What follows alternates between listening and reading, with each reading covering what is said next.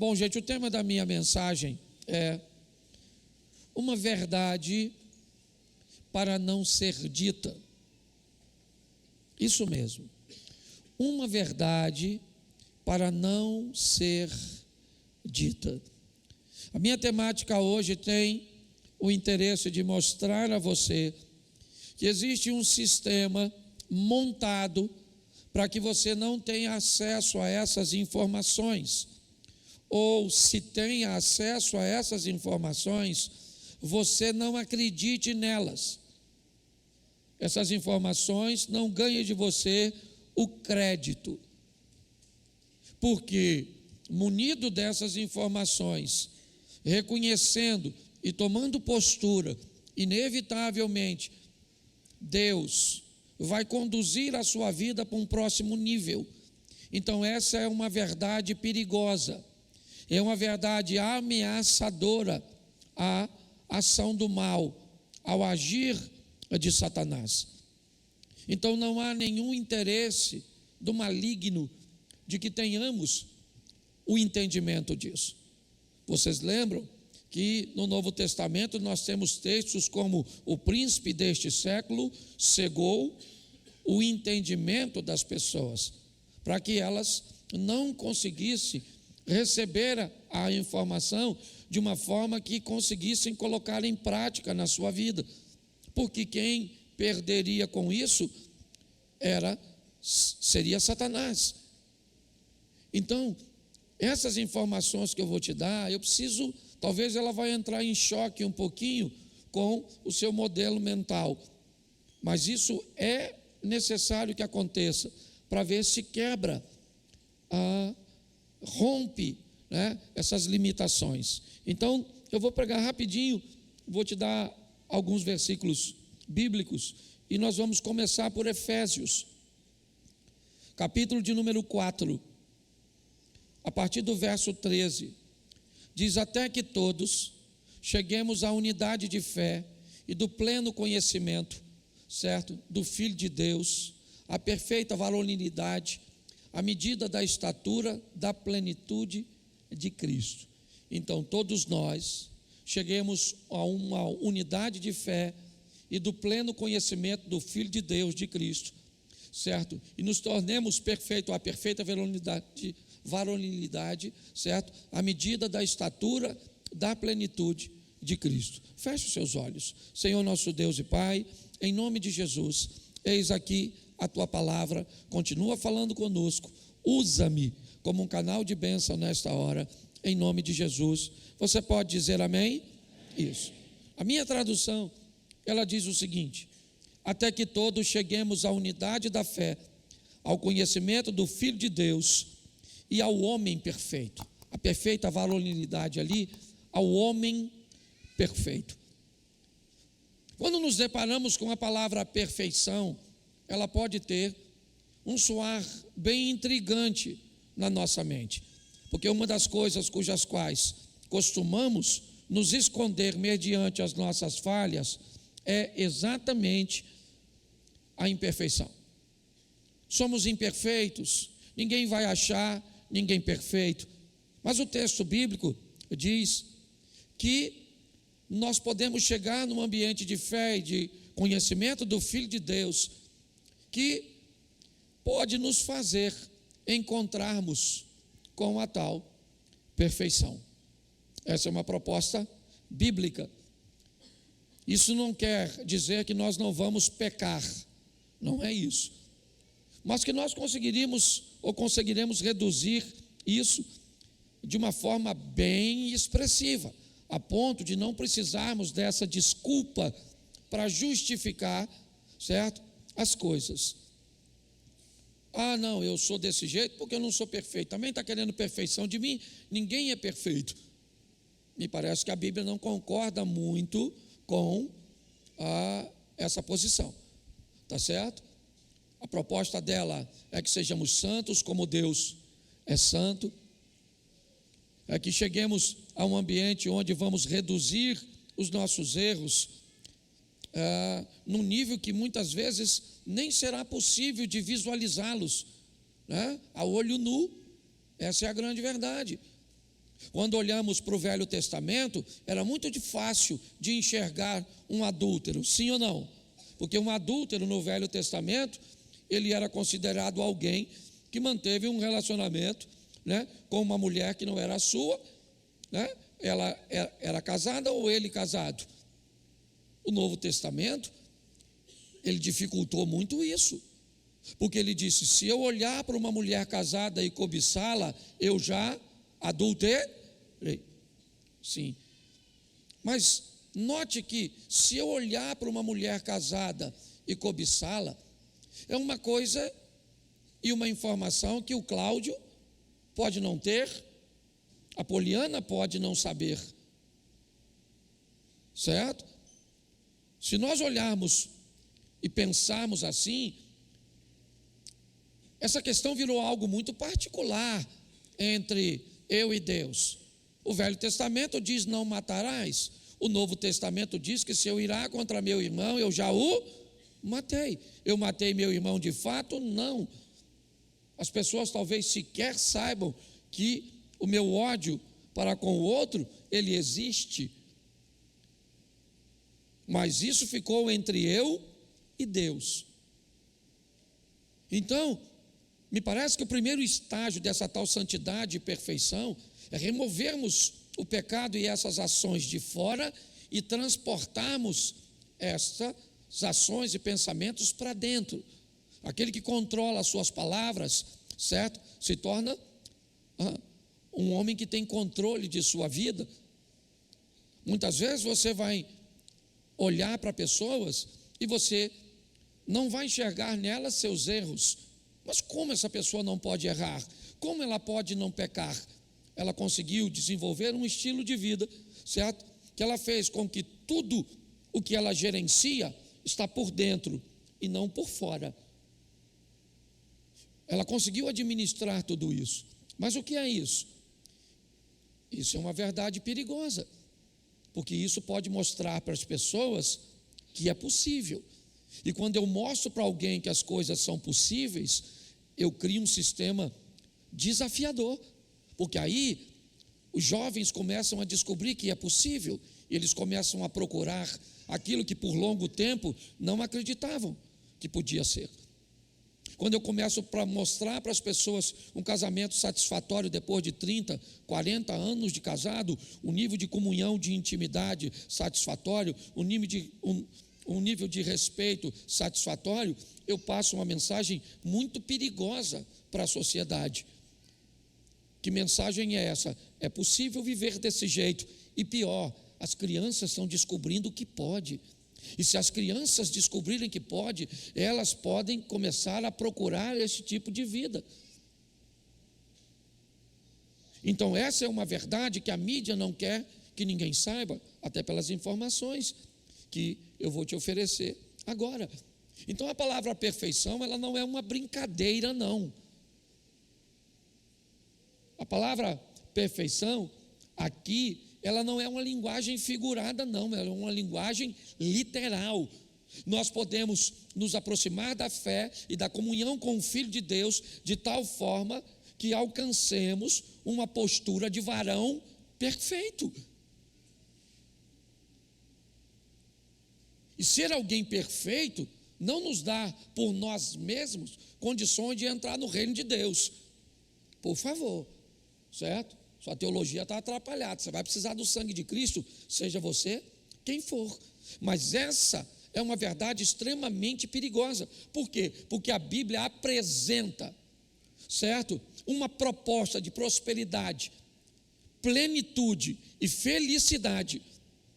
Porém, há uma campanha montada para combater isso. Pois quem encontra este lugar, certo, ele vai disseminar algo extremamente perigoso, porque é um lugar. Jesus disse algo muito precioso nesse texto, João 15, 4. Preste atenção. Permanecei em, e eu permanecerei em, como um ramo não pode produzir fruto de si mesmo, se não permanecer na videira, assim vós, ou nem vós, o podeis dar, se não permanecerem em. Então preste atenção. Eu quero que você entenda alguns estágios e quero ser claro. Você começa andando com Deus. Repita, eu começo andando com Deus. Eu termino andando em Deus. Cristo começa andando comigo. Depois ele começa a andar em mim. Lembra?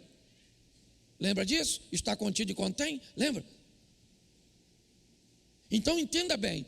A nossa primeira caminhada é a caminhada de eu estou com Deus. Deus está comigo. Está certo? Tá bom? Mas à medida que você vai desenvolvendo, ele não está mais com você. Agora ele vai estar em você. Esse é um outro nível. Então me parece que essa tal plenitude, felicidade, prosperidade é um lugar. Porque eu estou em onde? Em Cristo. E no lugar que ele vai me colocar. Então quando é que eu descubro que essas coisas estão acontecendo e que eu estou sendo puxado para esse novo estágio? Eu já andei com muita gente que anda com Deus, mas depois de um tempo eu comecei a andar com gente que andava em Deus, e eu comecei a ver a diferença. Todos são crentes, todos vão para o céu, mas havia uma diferença nítida, clara, certo? Do estilo de vida de quem anda com Deus e do estilo de vida de quem anda em Deus. Que Deus está nele e não simplesmente com ele. O que é que acontece com essas pessoas quando elas começam a andar em Deus? Quando Deus não está mais com ela, simplesmente estar nela. A primeira coisa que eu vejo é: diminui drasticamente nessas pessoas o desejo de ter as coisas. O significado das coisas para essas pessoas, elas diminuem. Não que elas não sejam importantes, elas não são mais prioridade. As pessoas, elas querem, elas almejam, elas têm seu interesse, isso faz parte da vida, mas não há mais prioridade nisso. As coisas começam a perder o valor para você, porque em Cristo você começa a descobrir o verdadeiro sentido da vida, e que por mais que você tenha, você vai sair deste mundo da maneira que chegou, sozinho e sem nada. Essa é a grande verdade. Você chega só e sem nada, e sai só e sem nada, e às vezes deixando tudo o que construiu para os vivos brigarem entre si. Essa é a grande verdade. Então, quando as pessoas estão com Cristo, elas vêm para a igreja, elas querem carro, elas querem casa, elas querem isso, elas querem aquilo, elas querem aquilo outro. É um querer que é um negócio fantástico. Mas quando elas estão em Cristo, elas continuam almejando e querendo, sim ou não? Mas a intensidade diminui. E a Bíblia nos mostra isso de uma forma muito simples. Lucas 12:15. Dá uma lida nesse texto, certo? Olha como é que ele nos mostra, certo? Então lhes recomendou: tem de cuidado e guardai-vos de toda e qualquer avareza, porque a vida de um homem não consiste na abundância de bens que ele possui. Olhe bem, a Bíblia em momento nenhum faz apologia à pobreza e à miséria. Aliás, eu acho que a Bíblia não é um livro para pobre. Mas pastor, que história é essa? Está lá escrito: os pobres sempre terei convosco.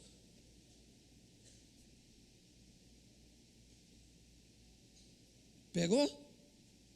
Se eu li e a Bíblia diz, os pobres sempre terei contigo, isso significa que eu não sou. Certo? Você entendeu? Ou vai falar que eu estou discriminando os pobres? É que eu fiquei preocupado. Certo? Mas a grande verdade é essa. A mensagem bíblica é uma mensagem de prosperidade, de avanço, de conquista, de crescimento. É isso. Em algum momento alguém deformou isso, inibiu as pessoas, começaram a comparar, certo? E a medir as pessoas de forma errada. Deus não está preocupado com seu tamanho. Deus não vai olhar seu tamanho, Ele vai olhar seu peso. Essa é a verdade. São os nossos valores, os nossos princípios. E a Bíblia está dizendo, vocês acautelai-vos da avareza, porque a vida de qualquer um não consiste na abundância de seus bens. Então, perto de Deus, as coisas materiais, elas já não são mais tão relevantes como eram antes. Elas são importantes, eu vou lutar, certo? Por isso, não estou querendo reduzir, né? Ninguém não. Mas eu preciso te mostrar isso. Pessoas espirituais em Deus precisam de menos coisas materiais. Pelo menos para alimentá-las, certo? Para satisfazê-las. Essa é a verdade. Mas qual é o perigo disso? Qual é o perigo de você ir para esse ambiente onde as coisas materiais já não são tão importantes? Você para de comprar. O novo para você é novo até que fique velho de verdade. Quem diz o que você precisa é a sua necessidade e não o Polishop. Certo? Quem diz o que você precisa de verdade são as suas necessidades e as necessidades de sua família. Mas, gente, seja franco. Olha só. Você tem o iPhone, o top hoje qual é? 15, 16, o que é? Qual é o último iPhone que saiu? 15, o 15. O iPhone 15. Isso. Tem 5 anos que saiu o 14? Não? O 14 saiu 3 anos atrás? O 14 saiu 2 anos atrás? O 14 saiu há quanto tempo atrás? Quanto tempo? 1 ano? Aproximadamente 1 ano? Certo? E aí eu quero te perguntar, quem tem um 14? Eu tenho. Aqui. Esse dia o cara falou para mim, pastor, o senhor tem um iPhone 14? O 15 já saiu. Eu falei, vai sair 16, 17, 18, ele vai continuar saindo, vai continuar saindo, e vai continuar saindo. E ele me olhou assim com a cara de quem fosse muito melhor do que eu por causa de um telefone. Que coisa louca é essa? E tu, então, que tem às vezes um Motorolinha? Tira do bolso, se tocou, você fala, cala a boca, miserável. Gente, dá licença. Eu não entendo, eu usei o Motorola, pelo amor de Deus, não estou ofendendo ninguém não, tá certo? Eu só estou querendo mostrar para onde é que nós fomos. Às vezes o que temos nesse ambiente globalizado tem mais a ver com os outros do que com você. É ou não é? Viajando por esse Brasil, eu já quis morar em tanto lugar, irmão. Pensa, eu chegava na casa de um cara, falei, caraca, maluco, fazer uma piscina dessa. Que quarto, meu Deus, que quarto. Entendeu? Aí eu viajava para outro lugar, falei, meu Deus, é aqui que eu quero morar. Nossa, que piscina, que quarto, que... Depois eu falei, eu contei uma história que o pessoal até riu muito. Eu viajei, o cara me levou para andar de lanche de jet ski. O cara mandou eu deitar numa lancha assim, irmão, assim, ó, na frente.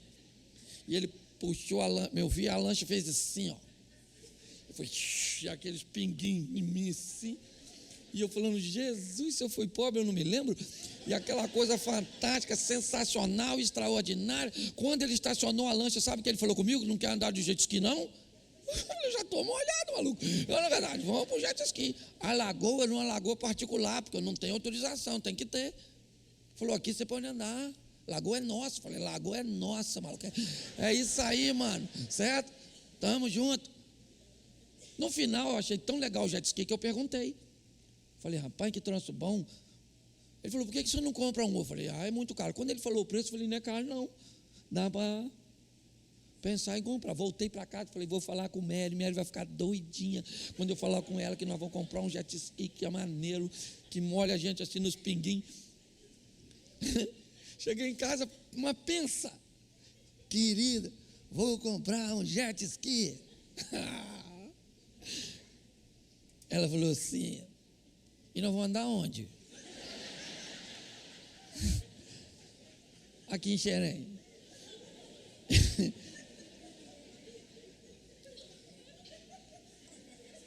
Aí eu não precisa nem do jet ski para levar um banho, não. Ela mesmo deu, entendeu, velho? E aí você começa a descobrir que tem muita coisa que não tem nada a ver conosco. Na nossa casa, no nosso... Está assim de coisas. Por quê? Porque a proposta do sistema é: não seja feliz com aquilo que você tem. Porque se você for, o sistema quebrou. Então, porque é difícil, certo? Então, a forma de estarmos plenos, de encontrarmos esse lugar de felicidade, de plenitude e de prosperidade, é trazer Cristo de fora para dentro. Ele vai parar de andar comigo e ele vai começar a andar fala assim, andar em mim. Isso, pronto. Aí eu sou feliz. Diminuo as compras, certo? O que os outros têm ou não têm já não irrita mais nós. Irrita você? Irrita não, né? Esse dia falou que um cara aqui na Mantiqueira passou numa McLaren. Alguém viu isso? Uma McLaren branca, um ronco. O cara dá uma acelerada daquela atrás do seu Gol, bolinha.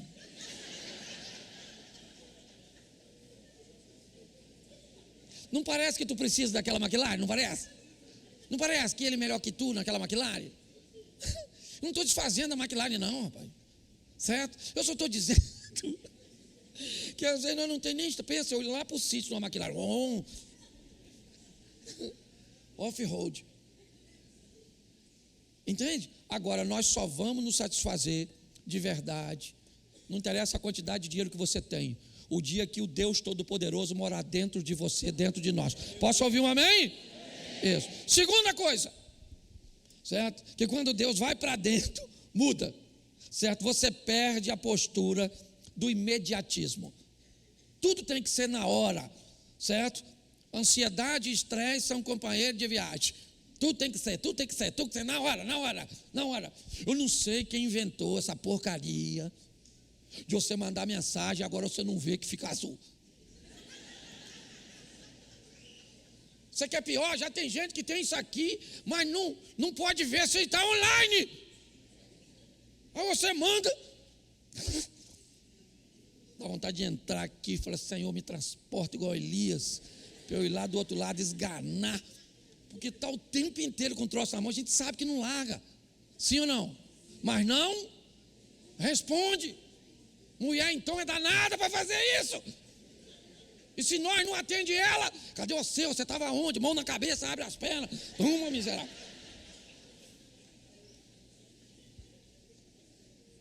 Então deixa eu falar uma coisa com você, brincadeiras à parte. Filipenses 4:6. Está aí, ó, para nós. Não andeis ansiosos de coisa alguma. Em tudo, porém, sejam conhecidas diante de Deus as vossas petições. Preste atenção, continue orando e apresente tudo diante de... É isso, a oração está lá, ó. Diante de Deus as vossas petições pela oração e súplica com ações de graça. Não está dizendo para você não orar. Ore, apresente a Deus. Porém não ande ansi, porque sabe que Deus está no controle de todas as coisas. Agora, se nós não prestarmos atenção, esse ambiente moderno ou pós-moderno nos deixou doente, com a necessidade de uma resposta e de um acontecimento imediato. E a única maneira de fazer isso, gente, de conseguir esse estilo de vida é pegando um Deus de fora e levando para dentro. Aí você não anda ansioso por coisa alguma. Você continua orando, certo? Clamando, suplicando, mas você está tranquilo, porque sabe que o Deus que você serve te ouve, e aquele que há de vir virá e não tardará. Mas se não tivermos isso, seremos crentes, sim ou não? Iremos para o céu, sim ou não? Mas vamos ter uma vida de ansiedade. E aí eu preciso de revelações. Claro. Por quê? Porque Deus revela, sim ou não? Isso, mas eu tenho que estar atrás dessas procuras. Por quê? Porque Deus é sempre alguém fora de mim, é sempre alguém que está comigo. Quando Deus sai desse ambiente externo e entra, eu continuo respeitando o ambiente das revelações, o profético, os dons, sim ou não? Mas eu não vou atrás dele. A Bíblia diz que as bênçãos do Senhor me seguirão. É assim que funciona. Está certo? Então, é importante que nós venhamos entender isso. Provérbios, bota aí 21:5. Está aí, ó. Isso. Os planos do diligente tendem à abundância, mas a pressa excessiva à pobreza. Está lá, o diligente, o cara que tem foco, o cara que vai. Está certinho. Os dois estão fazendo. Sim. Ok? A execução está acontecendo com os dois. Está certo? Mas ele separa o segundo grupo, a pressa excessiva. Ok? A insegurança, a sensação de que eu preciso fazer algo porque Deus está demorando demais. Foi assim que nasceu Ismael. O que você vê hoje, certo? Entre Hezbollah, entre Egito, entre palestino, certo? Entre o Iraque e o Irã e a briga contra Israel. Quem é Israel? Isaac. Quem são os muçulmanos? Ismael. Tá certo? Por quê? Porque alguém não suportou aguardar, esperar, certo? Foi isso que aconteceu. E aí nós temos os desgastes. Então, o segundo, a primeira coisa, de quem Deus está nele, ele perde ou diminui, diminui o desejo de obter as coisas. Segundo, a postura de imediatismo, ela desaparece. Terceiro, coloca aí Lucas 15, verso 17. Lucas 15, 17. Então, caindo em si, disse: quantos trabalhadores de meu pai têm pão com fartura e eu aqui morro de fome. Terceira coisa que acontece com pessoas que Deus entra, ela começa a valorizar mais pessoas do que coisas.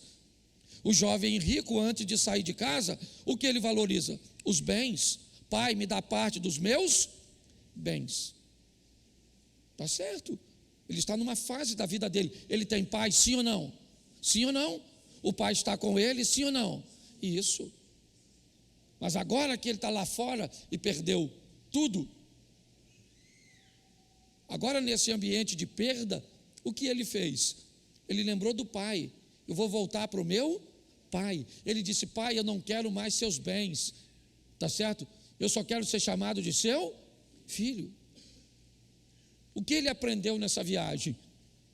Ele aprendeu, certo, que as pessoas, elas são mais importantes do que as coisas. Ali ele não perde só dinheiro, não. Ali ele perde a altivez, certo? Ele ganha a humildade.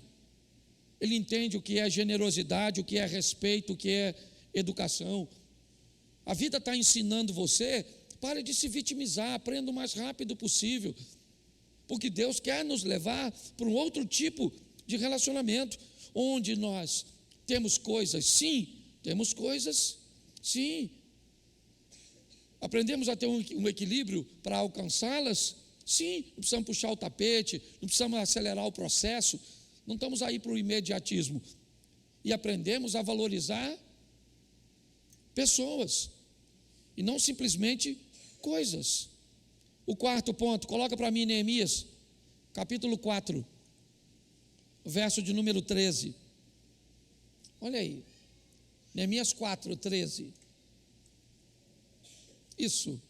Então pus o povo por famílias, nos lugares baixos e abertos por detrás do muro, com as suas espadas e as suas lanças e os seus arcos. Verso de número, deixa eu ver se eu peguei é isso aí. Inspecionei, pus-me e disse aos nobres, aos magistrados e ao resto do povo: não temais, lembrai-vos do Senhor, grande e temível, pelejai pelos vossos irmãos, vossos filhos, vossas filhas, vossa mulher e vossa casa. Preste atenção. Quando Deus ocupa você, Ele agora está em você, você descobre que a sua família é o seu maior patrimônio. Deixa eu falar uma coisa para você. Se eu fizer alguma coisa de errado aqui, de forma administrativa, se eu der uma palavra grosseira, se alguém disser aqui que eu me comportei de forma indecente, com uma das irmãs, criando um ambiente de assédio, você sabe o que vai acontecer com a maioria de vocês?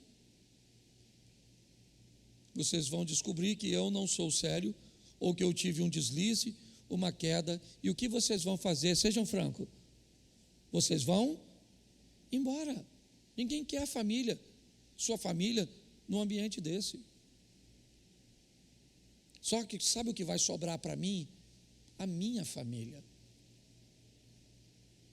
O que fica no final de tudo isso? Hoje eu viajo o Brasil, tem fila de pessoas para tirar foto comigo, certo? Hoje pessoas me dão coisas, me oferecem coisas, abrem portas. E não tem a ver com grana, não. Não tem a ver com grana, não. Aqui, é meu amigo, eu posso falar, não vou usar nome. Aqui tem camarada que hoje está mais rico do que era antes. E é muito rico, não é pouco não, é muito rico. Você está entendendo? Muito rico. Mas hoje não tem mais a visibilidade e não serve mais, certo? Por propósito de grande parte das pessoas, certo? As pessoas já não tratam como antes. A verdade é essa. Porque a maioria das pessoas não gostam de nós, só gosta do que temos ou fazemos. Basta aparecer alguém mais importante que elas vão embora. E se você gosta ou não, é assim que a vida funciona. Então pegue na mão da sua esposa, dos seus filhos, do seu marido, dos seus pais, dos seus irmãos e valorize, porque é o que sobra. Mas você só descobre isso quando Deus está dentro. Se Ele não entrar, nós ficamos com essa visão doentia, certo? De que deixamos tudo na rua. Não, eu vou para o trabalho, eu vou trabalhar, isso aí. E aí o que eu deixo? Eu deixo tudo de mim no trabalho. Sabe o que fica no trabalho? Toda a minha educação. Sabe o que fica no trabalho? Todo o meu respeito, sabe? Todo o meu vigor, tudo. Eu deixo tudo no trabalho, porque o trabalho é tudo. E o que eu levo para casa? Só o refil. Se um falou alguma coisa, minha irritabilidade vai nas alturas. Em casa, não sobra nenhuma educação, nenhum vigor, não pode ajudar em nada, não pode fazer em nada, porque o cansaço, porque a tolerância, porque isso, tudo ficou na rua, porque as pessoas mais importantes são aquelas que vão nos abandonar. Faz sentido isso? Só que o que eu estou falando está indo na contramão. Porque está todo mundo preparando você, venda a sua melhor imagem para a internet, mostre para todo mundo. Acredita nesses sites de relacionamento? Olha lá, o cara bota a foto de Brad Pitt. Você vai lá e encontra Pedro de Lara. Você consegue entender? Porque hoje as pessoas têm que mostrar. Essa é a verdade. Sua família é seu maior patrimônio. Hoje eu vou bagunçar esse negócio aqui de certa forma, tá bom? Está aqui, ó. Não é, irmão? Só você sabe a dor. O que você daria nesse mundo para ter sua filha de volta? Tudo. Talvez até a sua própria vida, para trocar por ela. Mas a gente só descobre nesses momentos. Então, antes que chegue o seu, você está entendendo? Porque não vai para a beirada da sua vovozinha, de sua mamãe chorar. Ela não escuta mais não. Então vai lá enquanto está vivo. Mamãe, vem cá, mamãe, como é que está a senhora? Dá um abraço aqui. Nossa, está pesando mosca, vai lutar. Certo? Vai lá dar um beijo. Ah, esse aqui vai lá, ó. Todo dia beijar a mãe, não é verdade? E o pai? Às vezes nem lembra mais dele, já está com a cabeça meio confusa. Troca o nome dos irmãos. Não é? Porque é assim. Eu chegava na casa do meu pai, ele chamava Adelso, Adalberto, Gilberto, e eu estava já tá indo. Cláudio, eu falei, sou eu, agora sou eu. Parecia chamada na escola. Entendeu?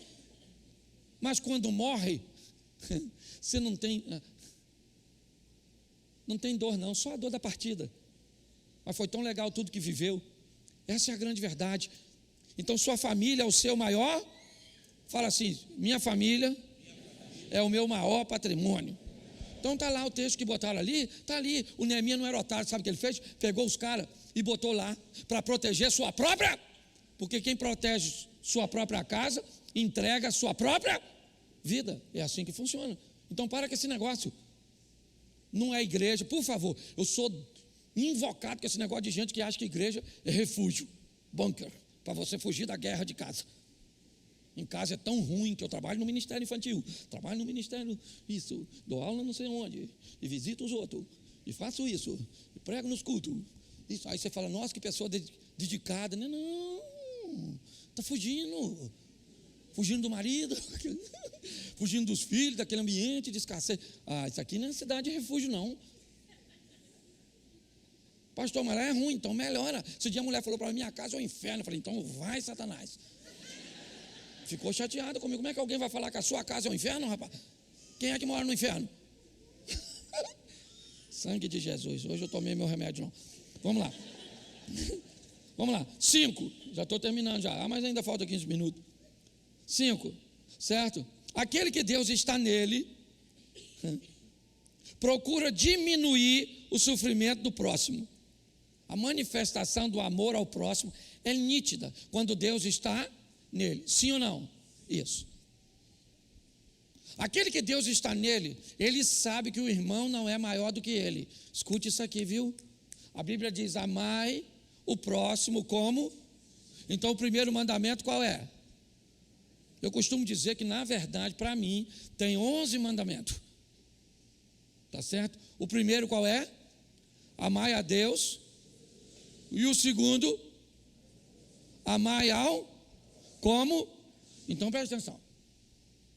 Amai ao próximo como a ti. Primeiro eu amo quem? Eu.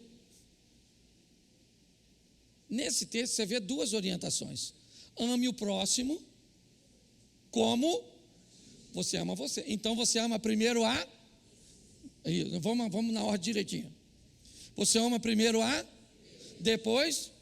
E depois... Isso aí. Então quem anda com Deus, ele... O Cid me fez uma solicitação, falou, pastor, dá um aviso para a igreja, porque está chegando agora o início do mês, nós distribuímos alimento para as pessoas, então avisa para quem tem, para que no próximo domingo tragam, certo, 1 quilo de alimento, ok? Para que nós possamos distribuir. O que é isso? Isso é preocupação com o próximo, sim ou não? Isso, e o pastor que esqueceu de fazer o anúncio na hora certa, então usei.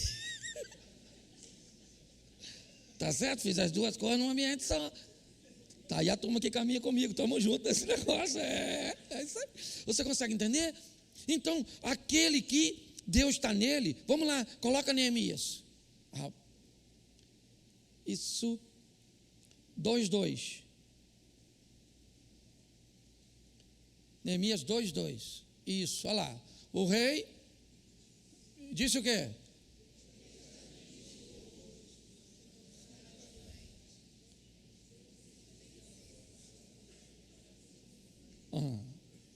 Entendi.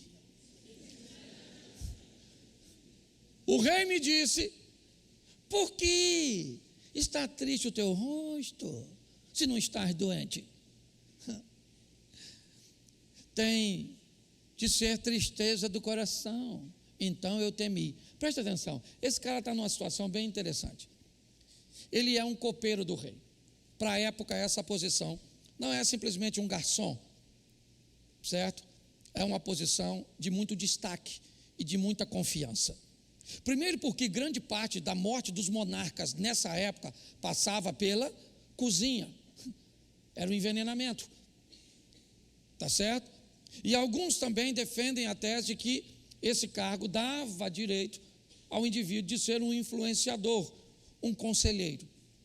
Então, para você entender bem, o cara que está vivendo isso aqui, ele está com o boi dele na sombra, certo?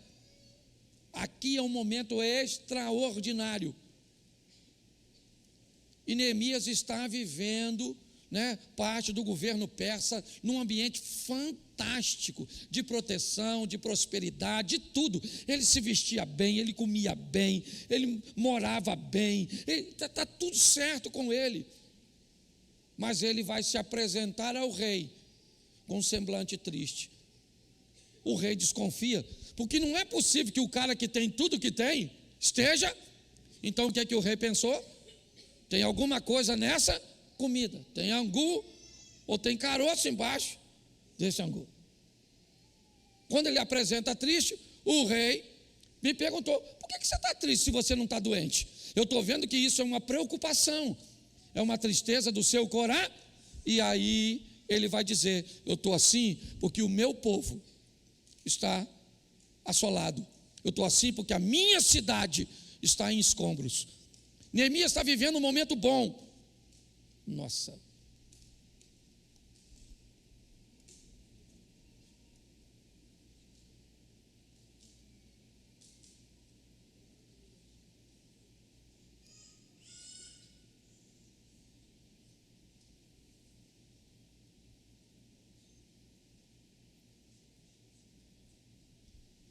Desculpa que rodou tudo.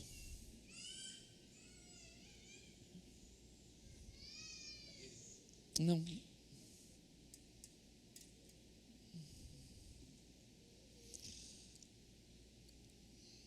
Tá jóia, se eu só diminuir. Às vezes acontece, fica preocupado não, viu? Quando o meu intervalo de alimento às vezes é muito longo, e eu acabei almoçando muito cedo e não comendo quase nada, e estou me movimentando, preciso achar que tem demônio. Nem que eu vou morrer não, tá bom? Porque senão o pessoal fica preocupado. O que aconteceu? Será? Não. Tá certo? É fome mesmo. Tá jóia? Então preste atenção. Ele está numa situação muito boa. Ok? Ele está numa situação muito abençoada.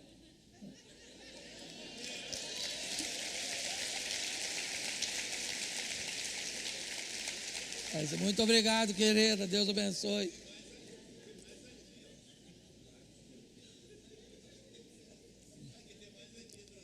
Não. É isso aí. Não pode me dar. Aquilo que vier à minha mão, de forma nenhuma lançarei fora. Muito obrigado. Viu?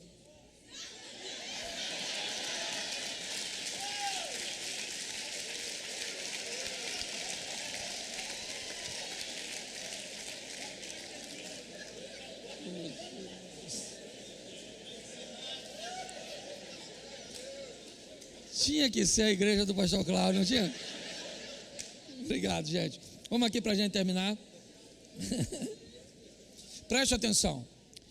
A situação daquele que Deus está nele, por melhor que esteja, há sempre nele a preocupação se alguém não tem falta daquilo que ele tem em abundância. Essa é a grande verdade.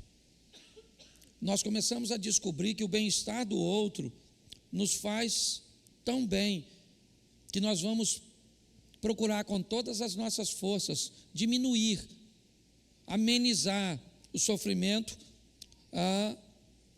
do nosso próximo, do nosso irmão. É isso que Neemias está, ele está muito bem, mas seus irmãos não estão bem. Então ele vai até o rei e disse: eu preciso fazer alguma coisa, eu estou bem, mas tem gente que não está. E pasme vocês, a maioria das pessoas que me procuram, não me procuram para pedir bens materiais, elas me procuram para serem ouvidas, para receberem uma oração, coisa que qualquer um de nós poderíamos oferecer, mas às vezes achamos que não somos capazes. Sexto, Provérbios 14:4. Provérbios 14:4. Não havendo bois, o celeiro, o curral, fica limpo, mas pela força do boi há abundância de colheitas. Presta atenção, quando Deus está em você, você acredita na força, né, do trabalho e no poder do trabalho. Você sabe, uma das coisas que Deus vai mostrar a você é o quanto o trabalho é importante, é o quanto o trabalho é poderoso. Não há nenhum sentido em um crente, em aquele que Deus está nele, que ele seja preguiçoso, que ele não goste de trabalhar. Se essa pessoa é preguiçosa, não gosta de trabalhar, não acredita na força e no poder do trabalho, Deus está com ela, mas não nela. Ele está com ela para levá-la para o céu, mas não está nela para fazê-la prosperar. Sabe o que Deus? Olha bem, dá uma olhada no que está escrito. Ah, não tem boi? Então não precisa limpar o curral. Só que ele está dizendo, se não tem boi, não tem sujeira.